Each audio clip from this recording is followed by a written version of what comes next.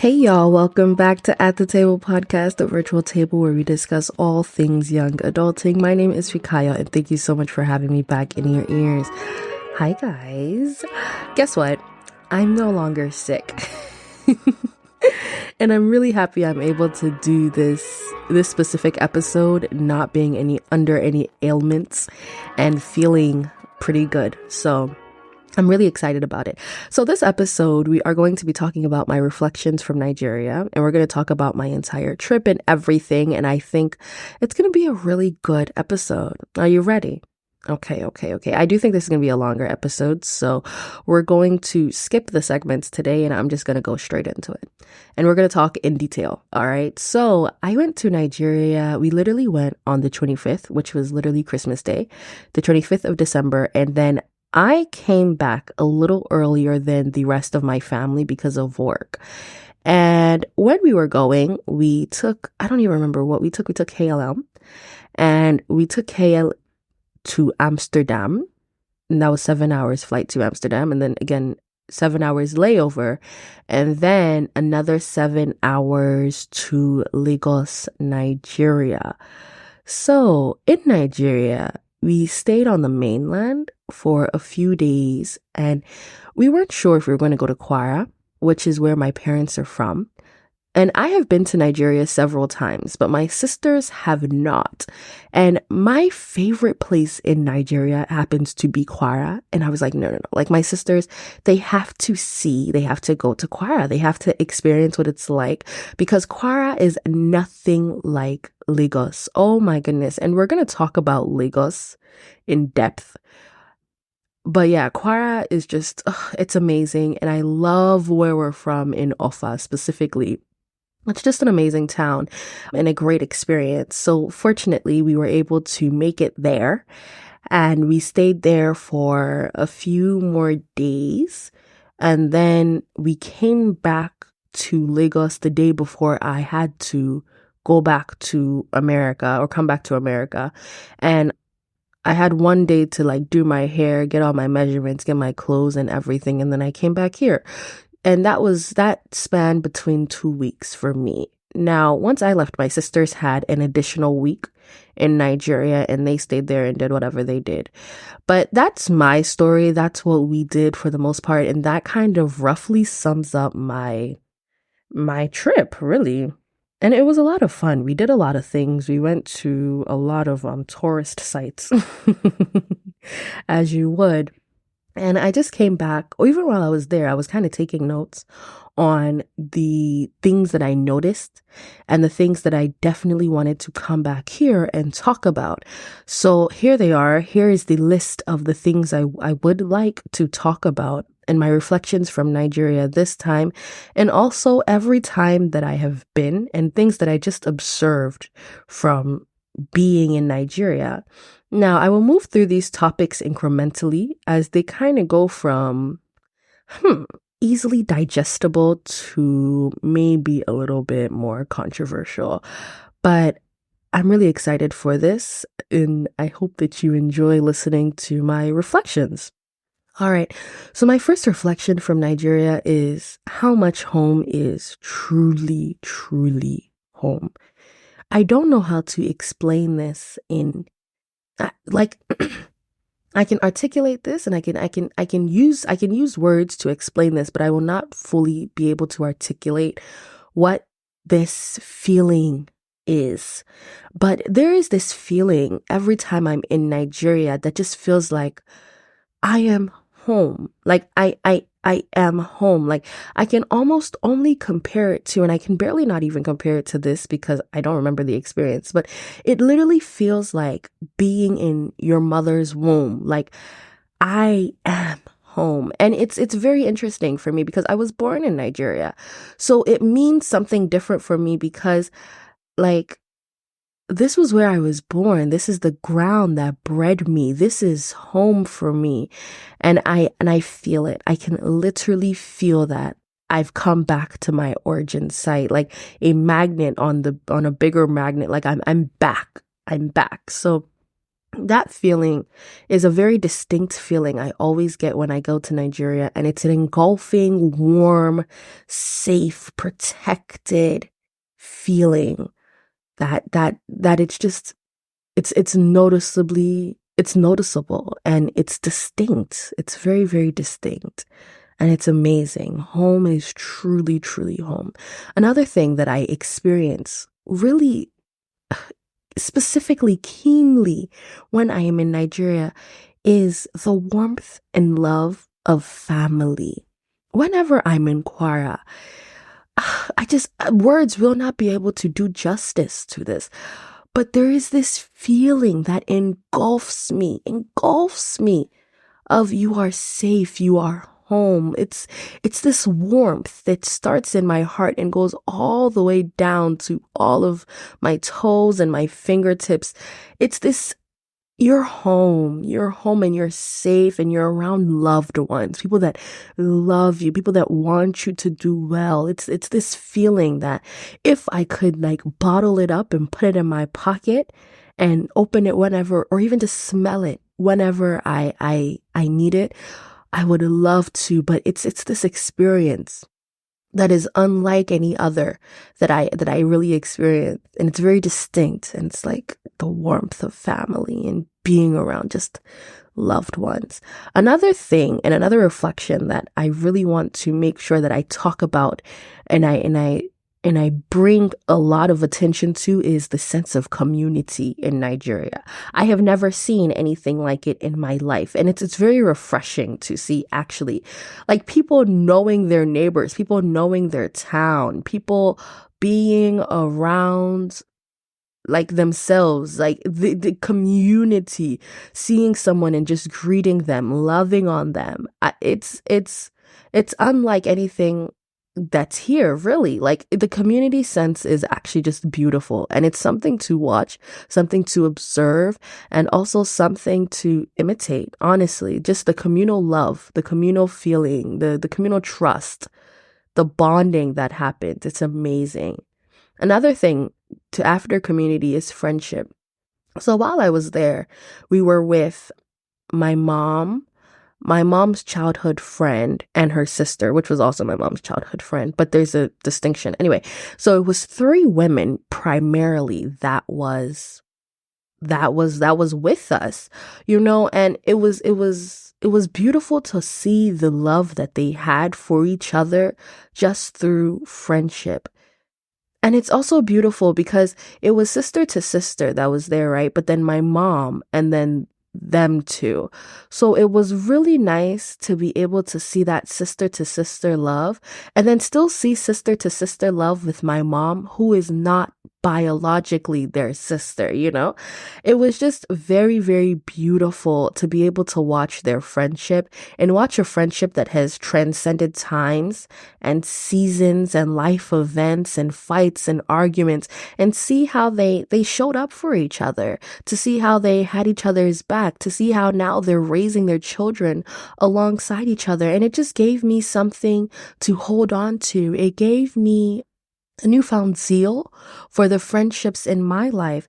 And it reiterated the importance of me to hold my friends close so that hopefully one day we can raise our children together. And our children can also use our friendship as an example of the power of friendship and the benefits and the beauty that friendship hides inside. So, it was really, really beautiful to see that and be able to observe that and kind of just dwell in that feeling as well, and this women empowerment thing that was going on. It was amazing. Another thing that I noticed in Nigeria, and I wrote this down. It's actually quite like a paragraph. So I'm just gonna read it and then I'll probably reiterate, but hopefully it makes sense. And it says life is so simple here, but it's hard because there's so much to aspire to ahead. And that part is very, very important because life is very, very simple in Nigeria. And it's almost like the simplicity is beautiful. So I would often be confused to why like Nigerians don't realize how beautiful being in Nigeria is. But I was like, maybe it's because they're aware of how much they lacked, right? When they compare their lives and what they have and the tools to the Western world, right? But then even in that, even as I'm saying this now, I'm thinking about how my perspective, my experience of Nigeria is not the full experience. It's not the experience of living there. But it's not even necessarily even that idea that I'm trying to take, because that experience in of itself is like its own thing. But right now, what I'm pointing to is the simplicity of life. And that is what I like. I like how things are just what they are, and the things that they're not are not. Here, I feel like we're constantly jumping through loops, or we're constantly thinking about the next thing. We're constantly having to, like, I don't want to minimalize the experience in Nigeria, but I know what I'm talking about when I say these kind of things. But like, life is just a bit more simple, not easy. And I want to make sure that I don't confuse those two words, but not easy. I'm not saying it's easier, but it's a bit more simple. And because of that, there are just some things that just are lacking. And I think that's why people are not happy with Nigeria. And also I wrote that, so because of that, you are in a constant reminder of lack. And it is harder because when someone comes from a more advanced place, you are then more aware of it. I'm not sure where I was going with this, actually. But anyway, this whole idea came from the fact that there was this man that came to our house in Kwara, and he didn't know that we were there, because my mom really made an intentional effort to make sure people didn't know that we were around, because she just didn't want all of that attention drawn to us and her kids, really. But he came over, and he would come over to my grandfather's house quite often, because my grandfather actually, it's so interesting what he has built for himself and the life that he lives. But it didn't happen this time because they kind of like shut down the compound. But every time I'd be there, every time it was around lunchtime or dinner time or breakfast time, people in the neighborhood would come to our compound, because they know, like, my grandfather had this rule that whoever is at home, the time that they eat, everyone must eat. So people would come from all over just to come and like eat and spend time with each other at my grandfather's house. His house was literally the table. Like, it was where people ate and they talked and they communed, and then they went back to their own houses. And like, people in tens would come. It was so many people. I remember the first few times I would go to Ofa, I'm like, what is going on? Like, how do these people just know? Why are there so many people in the house at this time, first off? And how do they know that we're cooking? And then all of them just, they have the routine down. They know what to do. They know where to go. Like, how do they all just know what to do? Like, wow. And the house is so easily accessible, but it's the love, I guess, that my grandfather has, and the love he tries to display. Anyway, going back to my story. So yeah, there was a man that was there, and people come to my grandfather's house quite often. He was there, and he just came. He just came in, and he didn't realize that my mom was there, and the four of us. So, when he was leaving, it's customary in Nigeria to always like give someone a token or a gift. So when he was leaving, my mom gave him some money, and he was so happy. And to me, I didn't see the amount of money as like a big deal, because once you converted it, it wasn't that much. And I was like, But I asked my cousin, like, why is that such a big deal? And he was like, Fikayo, like, you don't understand. There's poverty and there's supreme poverty. That this man, it's possible that he didn't even know what he was going to eat.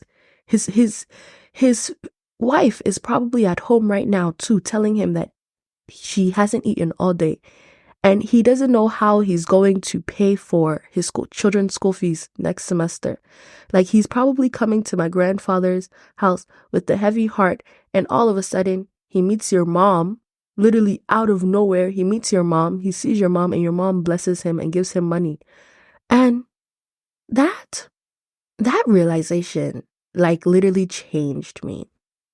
It really, really changed me because, like, I know hard times, right? I know hard times, but I don't know, like, times that are that hard. For me literally not to know where my next meal is coming from, I've never lived that kind of life, at least in my adult age. So to imagine someone is living that kind of life, because he was so happy after my mom gave him that money. Like, he was so, so happy. He prayed for us, everything, everything. And I was like, wow, like, is it really? But my cousin was like, yeah, it actually is. It actually is to that extent, because people here are living in proper poverty. But we'll talk about that later. So it's just so interesting to see the contrast of simple life, simplicity, and also poverty, and what that looks like side to side, I guess.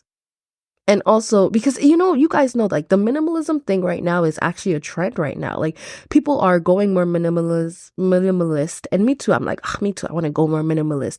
But it's so interesting because people have to live a minimalist life because they just don't have. So understanding the contrast of that and where my privilege allows me to see things differently is so, so interesting. It's so interesting. Okay, I'm going to move on to the next thing. And my next thing is, everything in Lagos is so monopolized. Oh my gosh. Lagos literally redefines what hustle culture is.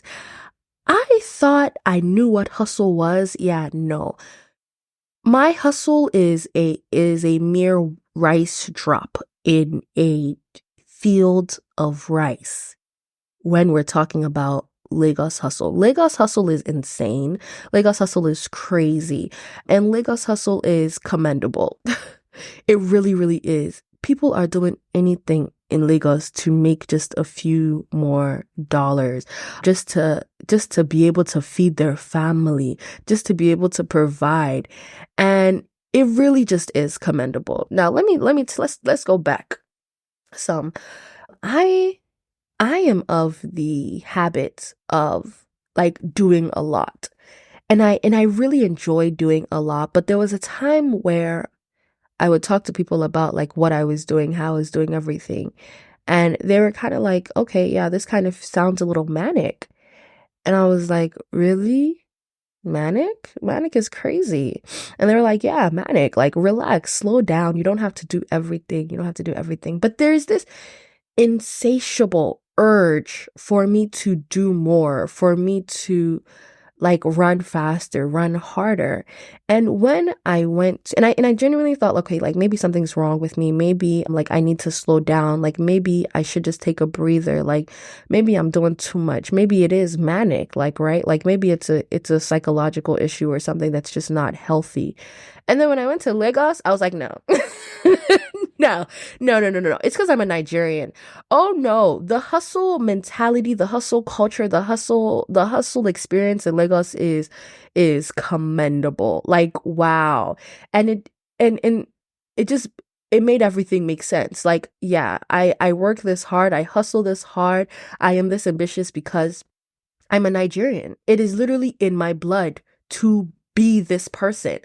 No wonder I naturally just have an inclination to work hard. No wonder I have this inclination to push myself to literally the end. No wonder I just feel like I can do anything because no. I think I'm doing something? No. In Lagos, yeah. Yeah, they are working hard. They are pushing everything. They're pushing every social norm. They are working hard, and it is commendable. It is commendable. No wonder, like, Nigerians, wherever they go, they always do very well, because I think it's just naturally embedded in you. It's naturally embedded in them to just do well, achieve achieve. Even me, that I wasn't even raised there. Like, I feel like I have it predisposed in me to just do well, like to want to do well, to want to aspire more. And it just made everything make sense when I was there. Oh yeah, Lagos? Yeah. You want to see hustle? You want to be motivated? Yeah, go to Lagos for real. Speaking of Lagos though, Lagos is insane. I actually do not like Lagos too much at all because I just feel like it's overwhelming. Yeah, it is. Lagos is truly, truly, truly overwhelming. You think New York doesn't sleep? Yeah, you haven't seen Lagos. If you think New York doesn't sleep, Lagos has never rested. Yeah, because it is actually that serious. So even when you're in Lagos, you have to be on high alert because they will do anything. People will snatch your phone from your hand while you're walking. People will slit the bottom of your bag to take the contents out and you won't even know. My dad went to Nigeria one year and he was just walking on the road. One minute he had his phone, the next he didn't. He didn't even know someone had pickpocketed from him. Yeah. It's insane. So you have to be on high alert. And even that high alertness, it's too much. I would tell people, like, if I live life on level 2, people in Nigeria are living life on level 50. So it's really hard for me. And I'm a soft babe. I'm a soft babe. But it's really, really hard for me from level 2 to now get all the way up to level 50 and be okay. I'm not okay. Like, high alert everything. Lock your suitcase all the time. No matter where you are, lock your suitcase. When you're walking, hold your purse under your armpit and make sure that the grip is tight. People will be grabbing you, touching you. You have to yeah, you just have to constantly always be on high alert. Always. And one thing that's very, very interesting is people can smell. Yeah, people know when you're just not from there. Someone said that our skin was not organic. That's how he knew that we were not from Nigeria. I don't even know what that means. Up till now, I'm still trying to dissect. What does that even really mean? Yeah. Yeah. So people know that you're fresh. So they know that your guard is going to be down. They know that you're not going to really understand what is going on. Oh my goodness. Don't even get me started on the bartering system. Oh Lord Jehovah. I have never, like, the mental games that Nigerians play, how manipulative, and maybe not even manipulative, but it's like mental skill. And it's unfortunate. Like, I feel like these days we've turned mental skill into manipulation. But no. The mental skill in Nigeria is phenomenal. Let me give you a play by play, right? So let's say we're going out, right? And you want to buy some oranges, and I'm selling you the oranges, right? I'm selling you the oranges. When you come to me and you ask me, how much for this orange, Fikayo? Maybe I brought the orange for $2, but I'm going to tell you this orange is $5. Why? Because I already know that you are going to say no. You're going to try to cut my orange down to, you're going to say $3. No, I'm going to pay you $3 for this orange. And I'm going to try, because I need to make a profit, of course. I'm going to try to bring you up. No, $3.50. You'll be like, no, $3.25, final price. And here you are thinking that you won, but really I still won because I was able to get my price up. So in Nigeria, everyone is doing this thing. Everybody knows. So I just don't know how to explain. Like, everybody knows they are doing this thing. Everybody knows that they're running one on you. If you think you won, no, you got scammed. If you think if you're happy, you came out of a bargaining deal and you're happy that you succeeded. No. You still got scammed. Everybody's trying to pull one on you. Everyone's playing manipulation games on you. Everyone is trying to win. And I just can't live a life like that. I just feel like it's not soft enough for me. Because I remember there was a day we went to go and buy chargers. Dude significantly overpriced us. And even still, what we paid was still overpriced, but we needed those chargers, you know? So it was like, why did I buy this charger? But at the end of the day, I still needed this charger. But then you'll still be thinking, how much did this man actually scam me? Like, how proper did he scam me? But it's really interesting. It's really interesting, especially now. It's so interesting. Also, another thing to talk about is the conversion rate right now is almost $1 for 1,000 naira. Yeah. Yeah. So when you have money from here and you take it back there, oh yeah, you're freaking balling because maybe I remember Boost, right? So imagine Boost is like soda. We would buy Lucasade Boost for 700. That's my favorite drink in Nigeria. We'd buy it for 700 naira, which is basically 75 cents, basically for a drink. So it's just amazing, like to go there and see. I don't know. It was just crazy. It was really, really crazy because I mean, in Nigeria, like you can't even just compare the money because the money is different money, obviously, and they mean different things here and there. But when we would convert things over to dollar, it really wouldn't feel like a lot. But in Nigeria, it is a lot because of obviously the economy there. So yeah, Nigeria is also a really great economy class. The next thing to talk about, though, is how there is so much evil in Nigeria. I can't even comprehend how evil Nigeria is and how much, like, you just have to be constantly, even still, on high alert. My cousin was explaining to me, like, if someone looks at you weird, yeah, they're doing something to you. Like, even in Nigeria, we had to be careful with the way we moved. And if you notice, we didn't really post too much. My sisters and I didn't really post too much because we were afraid that people are gonna kidnap us, and it's been happening now. Like, even people were telling my mom, like, don't take your children to Nigeria. Like, it's just extremely dangerous down there, especially if they know that you came from somewhere else. Like, it's just really, really dangerous. Like, they could put a mark on you or something. Like, you just have to be very, very careful, very, very careful. People are not You think that people are really in your best interest? No, everybody's scamming you. Everyone is pulling one on you. Everyone is trying to outsmart you. It is insane. If you have a weakness, if you show a vulnerability, they're exploiting it. If you're too nice, they're exploiting it. And it's just a hard way you don't tell people anything. You do not tell people anything because you don't know like what they're going to do to you or what the implications of telling them information is. So people in Nigeria are usually very, very secretive, or they just don't give too much information, and you don't ask. It's so interesting. I had an aunt there who was pregnant, and of course, here, social norms, you can ask like, oh, how far along are you? Do you know if it's a girl or a boy? Like, do you have any names picked out? Can I touch it even, right? Yeah, in Nigeria, no, you can't do any of that. Are you crazy? Are you insane? Are you trying to like curse their child? Oh no, you even pretend like she's not pregnant. You pretend like you don't see it at all. You don't even acknowledge the bump. Like nothing. So so it's just Nigeria is actually properly kind of sort of wicked. Like people are, and it's a different kind of wicked than here. US is wicked as well, but people are wicked in their own way.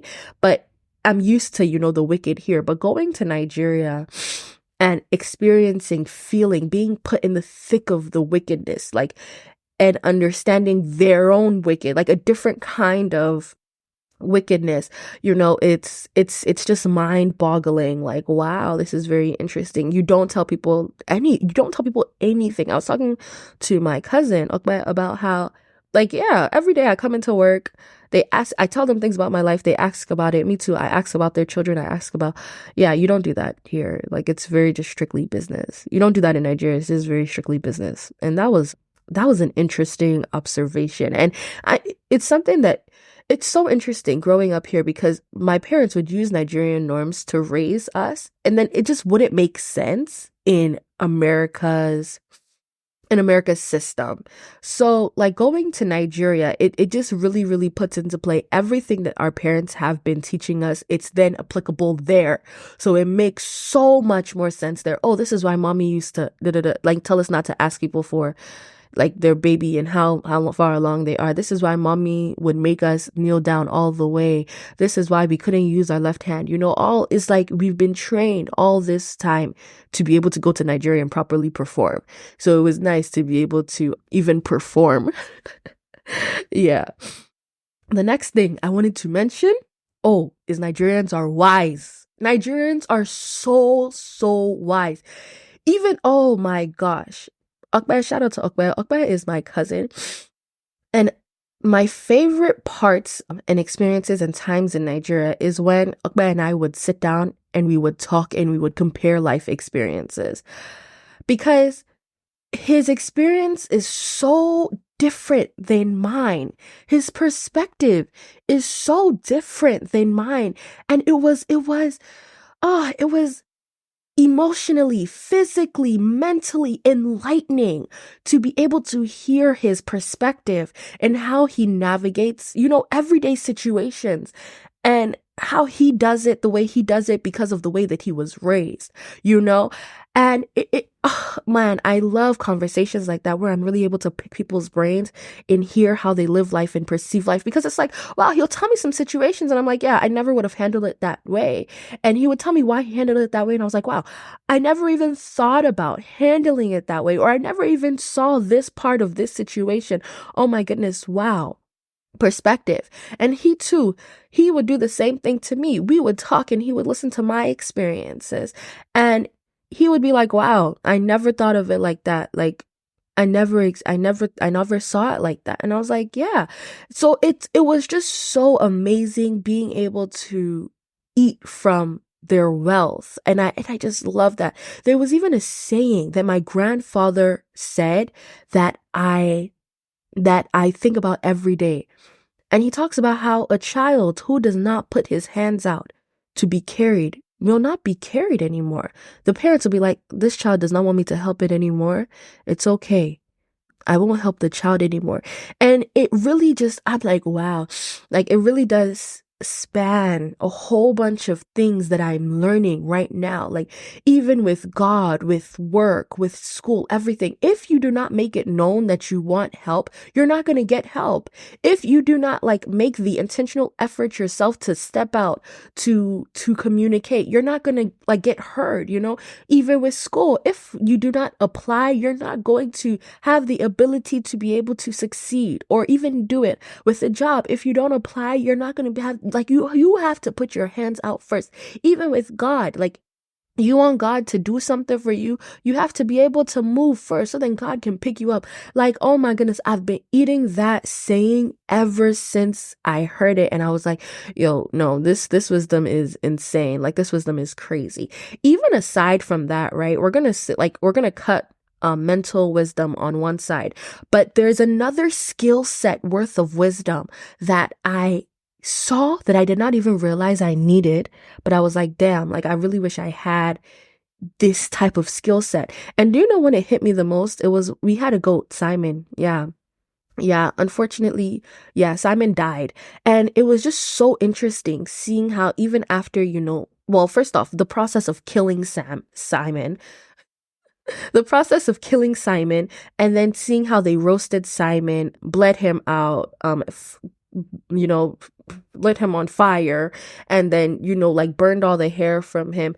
And it was like, I don't have this skill set. If someone brought a goat to me right now and said, here, Fikayo, like kill this goat for me and cook the goat, I don't know what I would do. I don't know how to do it. So it was so interesting to see even my little cousins who were there and that we met there, obviously, to see how they grew up seeing these things. They know how to do these skills. They know how to do them because they are performed all the time. Okay, I'm about to shout out Miriam because we were all gagging like, oh my God, they're killing the goat. It's bleeding. They blah, blah, blah, blah, blah. And Miriam was like, those ones, they can kill anything. So like, so she's so used to, we love animals here. We love animals. But she's so used to this specific skill. And it is a skill. Like, let's be for real. It is a skill to be able to hunt and be able to like, prepare your own meals from nature.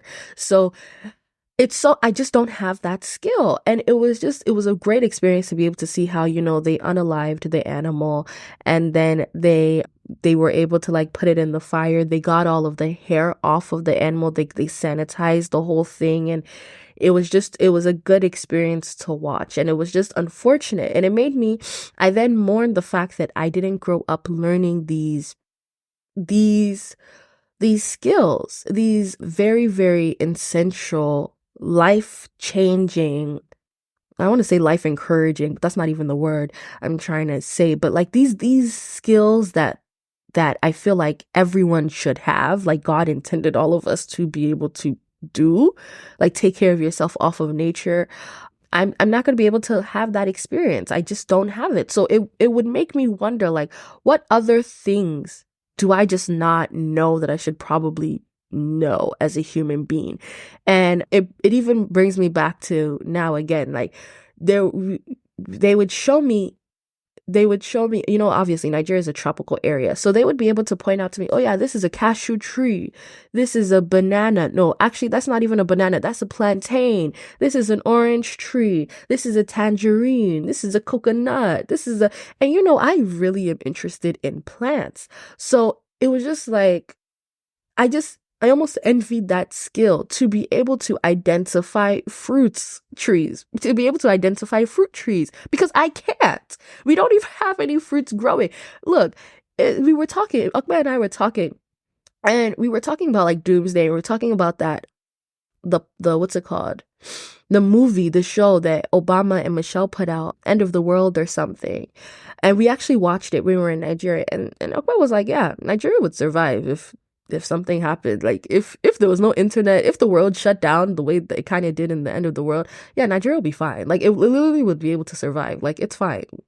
It's fine. It will be fine. And it's so true. Nigeria literally would survive. They would survive because they know how to live for themselves. But here, yeah, we're cooked. Yeah, we're cooked. We're so cooked. Yeah, we're done. I don't know how to live off of the wilderness. I don't. I don't know how to live without Wi-Fi. Now you're talking about wilderness? Yeah. Insane. Insane. So that was just something that I really wanted to be able to talk about, because I just thought it was just beautiful. Another thing that I want to talk about is something that Upe mentioned to me. And I don't know if it's true. I don't know if it's not, but I definitely wanted to like put it out there, and then y'all can dissect it. I'm not going to explain it or elaborate on it. Yeah, I'm just not going to, but I thought it was an interesting remark that I wanted to be able to put here. And you don't have to agree. You absolutely don't have to agree, but it's something to think about, it's just something to think about. And it's a stereotype as well. So it's a stereotype. So what I'm saying is, again, it's a stereotype. So take it or leave it. You don't have to have it, okay? Take it or leave it, but you don't have to have it. You can just put it down. I'm just going to say it, and it's something for you to chew on and think about. But he mentioned, and I'm not sure about the facts that surround this as well. Nobody get offended. Thanks. Okay, so we talked about how, like, there's this stereotype that Yoruba people are the most educated. Igbo people are usually good at business, and Hausa people are into agriculture and politics. And it's so interesting. How the conversation even came, he told me a story, and he was like, if you give an Hausa man, a Yoruba man, and an Igbo man money, right? And it's all the same amount of money, and you come back in 10 years and ask them, what did they do with the money? The Hausa man would have used it for agriculture or for politics. The Yoruba man would have probably sent his child to school. And then the Igbo man would have used the money for business. And that's the stereotype that runs in Nigeria. And I just thought that was interesting. Oh, okay. So now, number 11, we're kind of going into like privilege. And being in Nigeria always teaches me about my privilege. And it's so, so interesting. It's so interesting because growing up here, I never necessarily even thought I was privileged. And privilege, this concept of privilege is a newer concept, right? So growing up, I was definitely not privileged for sure, 100%. But as things happen, as time happens, you're supposed to continue to like accumulate more. So fortunately, within my parents' time here of spending 22 years in America, they accumulated some wealth. It's not that much money, to be honest with you, but we definitely have more now than we did when I was growing up. So growing up, I never felt like I was rich. I never thought that we had money. We even just didn't have it, to be honest. So I've always kind of seen myself as that, like from the bottom to kind of just rising. But in Nigeria, when I go to Nigeria, I realized that like my bottom isn't even bottom. Like my bottom is actually kind of mid. Cause like, wow. So what I'm trying to say is growing up here in Baltimore, like we don't I don't see myself as privileged. Like I feel like everybody else is a bit more privileged than I am. But when I go to Nigeria, it's such a perspective switch to where it's like, oh no, even the little that I do have does include some privilege. So that's why I said that it shows me my privilege just a little more. Because like, wow, from someone who's constantly looking at other people like, wow, I want to be like you. I want to grow up and do the things that you're able to do. Hopefully, praying, God, please let me be able to do and accomplish these heights. Like being able to go to Nigeria and realize that I really should be thankful for where I am now. Yeah, it's definitely an eye opener. And another thing that I was thinking about while I was kind of talking was the fact that I feel like here in America, or at least in my own life experience, I feel like we don't often get that flip switched on us, That's literally it. We don't often get that flip switched on us where we are then able to be put in a place to realize our own individualized privilege of small things like going to school for free, being able to have government assistance, being able to live somewhere where you do have some type of opportunity out there for you.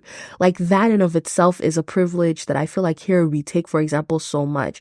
So it's difficult. It's interesting because I'm thinking of like the people on Twitter who be like bashing like, people that are celebrities or kind of were like born into wealth, that they are unaware of their privilege because of course they are, just as I am unaware of my privilege until I go somewhere where my privilege is really shown to me. Just like how they also are unaware of their privilege, and there are probably things in their life that they are taking for granted because they do have privilege. But it's like that victim thing, like it's just like, oh, I'm always the victim, but you don't realize the places where you are still like the survivor. It's like that. Like if you're always like, oh, everyone else is better than me, everybody else, oh no, baby, there's and you're like, everyone else is better than me, everyone is better than me, and no, there's still some people that you're better than, or you're more privileged than. So I just love when I'm able to have that perspective, because if not, it would definitely change me as a human being. And I think that is where the humbling experience comes from, realizing that I have, like, what humbles me is for the fact that I may not be great, but I still have some privilege, and I should appreciate and have the utmost gratitude for the things that I am able to do, the places I'm able to go. And then while I'm here, realize, and this is the really, really important part, right? Realizing that there's people that are below me who wish they had the experience I had. Because I realize that, right, I'm then able to make the intentional effort to go back and grab them from the front and bring them forward. Because that's the harm of thinking like you are, like, more people are privileged than you. Don't realize, and you don't even want to open your eyes to see that you are actually a bit like the little privilege that you have is still privilege that someone else doesn't have. And then because of just that little bit of privilege that you have, you should reach back. So I hope that made sense. But yeah, that I love when I go to Nigeria and I'm able to experience that, because it puts like the reality of life right up to my face and makes me realize that no, things are not always easy. Another thing that I always notice, or another thing that is brought to me when I go to Nigeria, is truly the extent of poverty. And I feel like this is another thing that maybe could be a bit controversial. And I told you guys that as you go down this way, like it'll be more controversial. But no, babes, like there was somewhere where Akbar and I was, and like there were babies and they were just running off, and like the babies, they had the sand on them and everything, and they were naked. And I was like, oh, is this what like poverty is, Akbar? And he was like, no. He was like, no, like these are fine. Like yeah, no, and I mean, like they lived like in a mud hut, like it was made out of, clay, and like they had no clothes on, and like, and Akbar was like, no, yeah, no, they're fine. These are great. These are okay. He was like, Akbar was telling me, like, they're literally people that live on water, like sleep on the water bank or whatever. Like it's just like it really just it segments poverty out to me, because here, right, you think of poverty, and that's another thing as well, like things here and in Nigeria are just so vastly different. But you think of poverty here, you're like, okay, like the bottom tier of poverty maybe is someone living on the street. Yeah, that's still even better in Nigeria, because like maybe you're living on the streets, but you're able to get maybe help from the government. Maybe you're able to get like a homeless shelter if you need like something.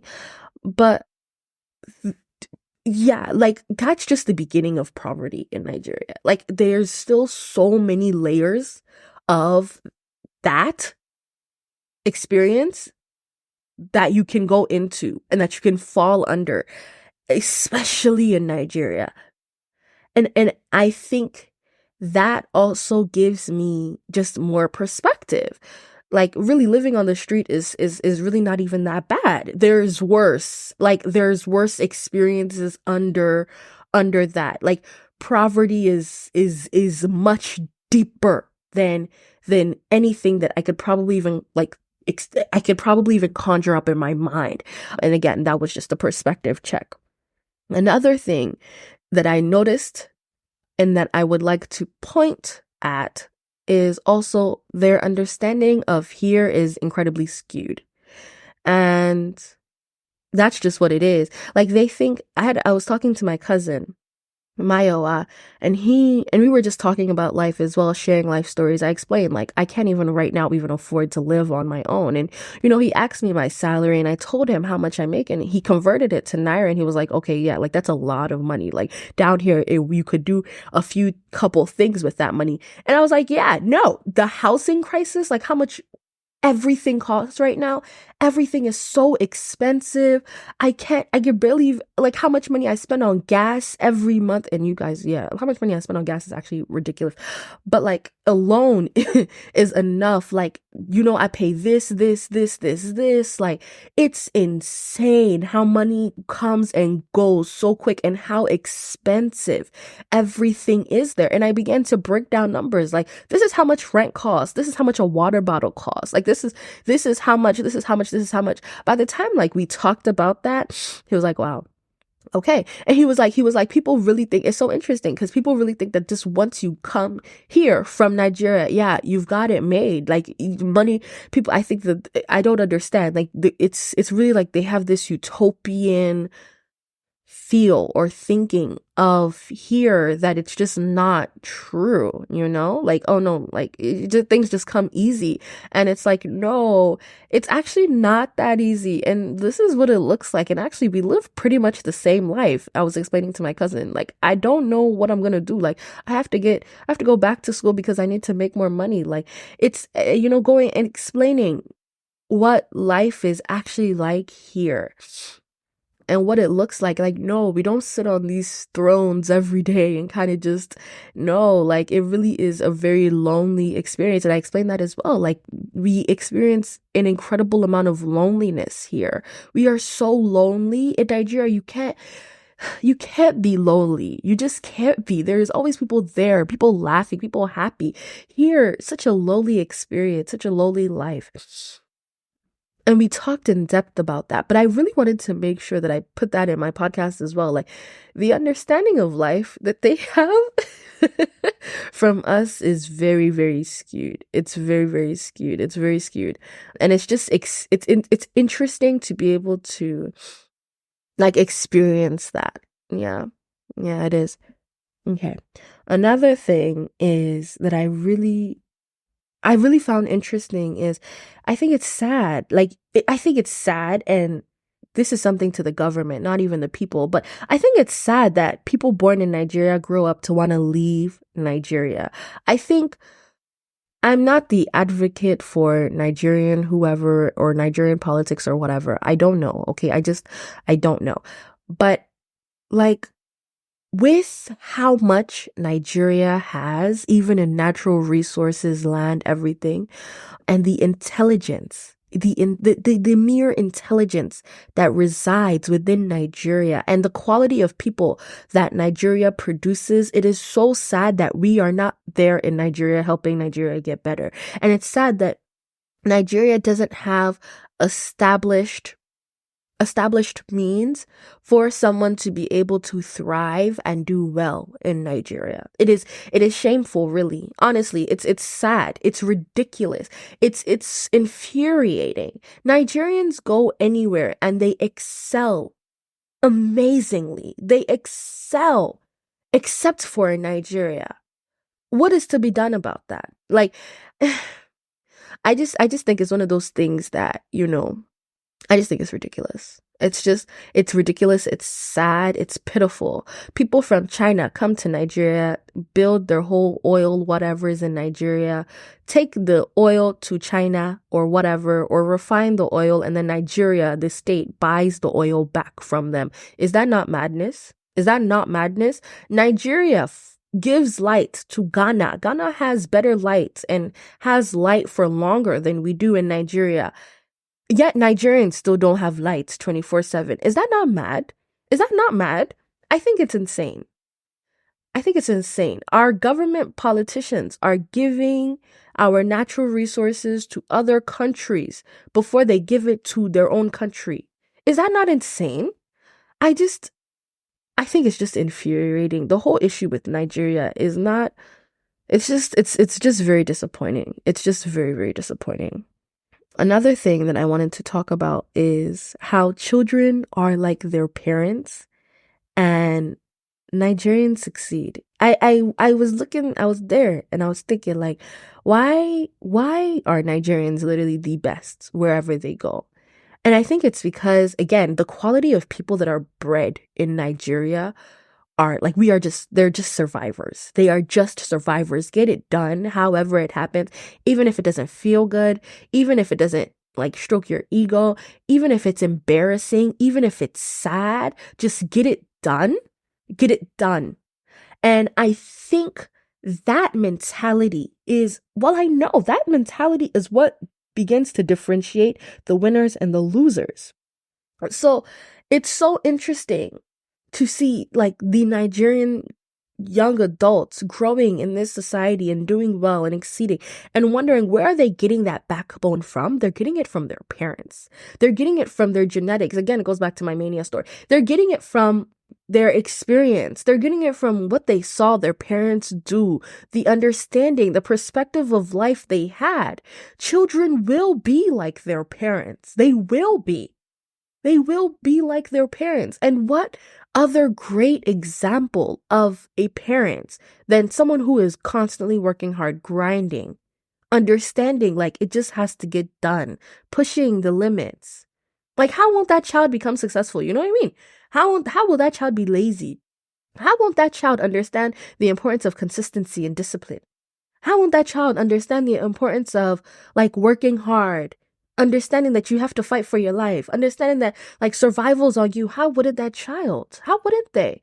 So even now as a parent, it's making, well, as a future parent, it's making me think about how I want to raise my kids.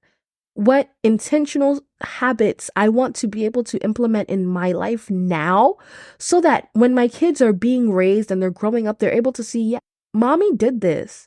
Mommy was able to achieve and accomplish and do these things. So how less than I? I love it so much. My mom would say all the time that my children, where my end point is, should be my children's starting point. And that is so true. Like, even for me too. Like, I just want that in my life. So I need to make sure that I'm able to build a life where I will be happy for my children to be able to propel off of. So what does that mean? Make sure that I constantly am showing the effects of consistency, discipline, honing in on skills, understanding, knowledge, talking well, being able to articulate well, being able to listen, being able to understand, being able to accept other people's perspectives and use that to modify your own if you need to. Reading, just being a bank of knowledge, believing in God, you know? So yeah, it just really puts those type of things into perspective for me as well. Like my parents taught me these things subconsciously, and I want to be able to be intentional and look at like what, it was able to produce. And so I want to be intentional about teaching my children these things in a good, constructive, healthy way. And I'm interested to see where that will go. But this is how generations are built. This is how legacies are built. It's not necessarily only through foundations or corporations, but it's through mindsets and mindsets, really. Yeah. Okay.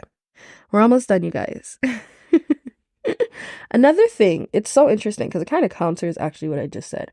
But one thing I'm realizing, or at least I was thinking about in Nigeria, was for the fact that our parents left Nigeria, came to America, started a whole new life. And my mom was a caregiver actually for many, many years, which wasn't anything to aspire to. Yeah, it was like, it was just one of those jobs.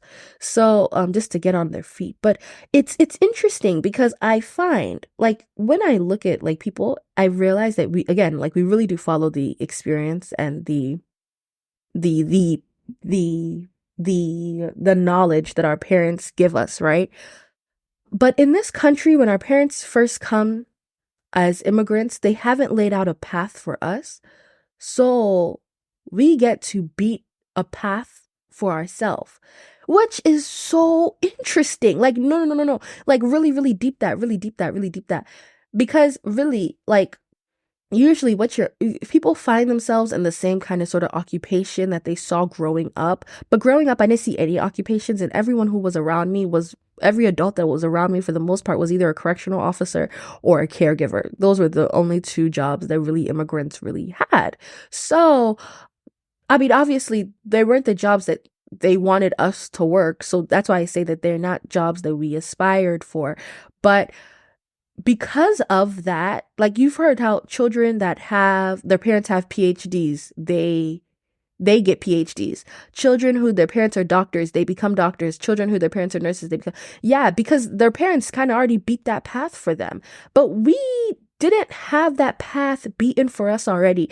And it could be a good thing, it could be a bad thing. But for people who want to experience growth and want to know more, it's such a good thing. My parents didn't know anything about nonprofits, like as per really a career. And now I work at a nonprofit and I love what I do. And even I remember when I started working here, I asked my boss, like, how do people even find themselves in these professions? And she was like, through wealth, really. Like, it's a family thing. Like, it's the wealthy kind of like spread it within themselves, and then they know about these kind of jobs. And sometimes that happens like that. So it's interesting because I feel like when you have no path, every path becomes available. So it's cool that as Nigerian immigrants or Nigerian young people, we have a path that's laid ahead of us that is, well, we don't have one.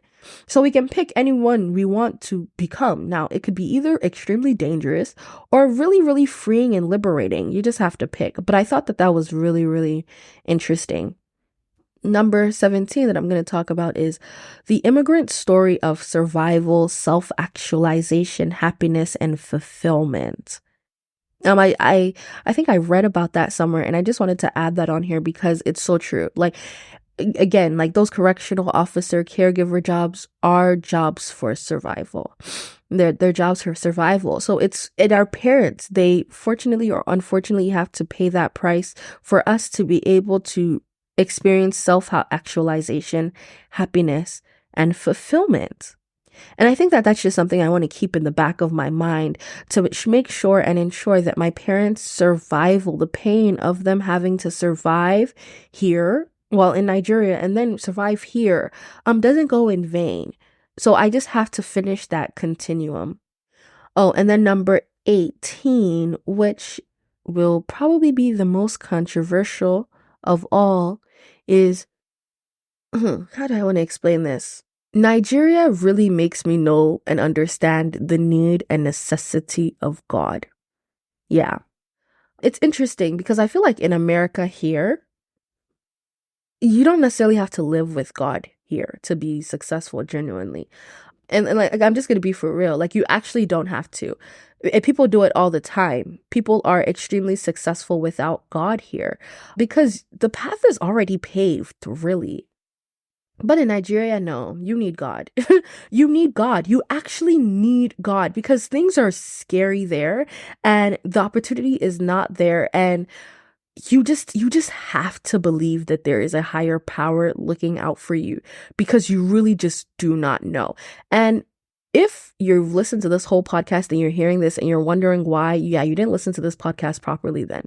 Because for everything that I've told you, from people literally not knowing where they're going to eat, for the path not being laid out, survival all the time, like, of course you're going to need God.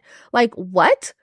Life is scary in Nigeria. Like oh my, yeah, Nigeria just always constantly makes me realize, like, whenever I go to Nigeria, I always have this like spiritual whatever, where it's like, yeah, God he has to exist. He must exist. He just needs to exist. And if he doesn't, I'm making him exist because like, I just can't do this world on my own. Like it's yeah. So I just think that that's interesting. Like, absolutely.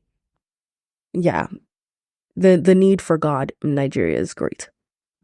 And God has to exist there. He just has to. Anyway, I've spoken for an hour and 3 minutes.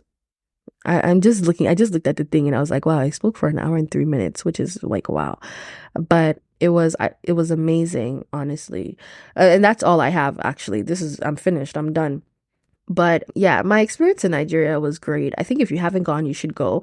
I don't recommend Nigeria for non-Nigerians, honestly. Honestly, I really, really do not. If you're Nigerian, you should go. If you go with your parents, go with family, go with friends. Be very careful. And then lastly, the last thing I wanted to note and say is that, mark my words, and I'm saying it here on this podcast now. What is the date? 1/19/2024. I'm going back to Nigeria and I'm doing something. Something has to be done. Either I'm going to create a foundation or something, because like it really is. I believe that it is the due that us Nigerians owe Nigeria, to go back and do something for her. So I will be back in Nigeria. I will be trying to figure out how I can sow some seeds in Nigeria and hopefully they grow trees and forests. But yeah, I will definitely be back. I'll definitely be helping build Nigeria for sure. But yeah, that's it, you guys. It is time to clear off the table and wash the dishes. If you listen to this whole episode, do you know that you own my heart? I really hope that you enjoyed everything that I said. I really hope that you also did not catch offense, because I hope that what I've said in this what I said in this podcast does not get me canceled in the future, because look, I really did not mean to hurt anyone's feelings in this podcast. But yeah, I hope you enjoyed that. It was really, really fun talking about this. It was really, really fun collecting all of these ideas and be able to have a platform to be able to spit them all on. I love you so, so much. And yeah, please be sure to follow, subscribe, like, everything. I love you with all of my heart. Okay. Goodbye. Oh, wait. Remember to pray all the time and laugh really, really hard. Bye. I did my part.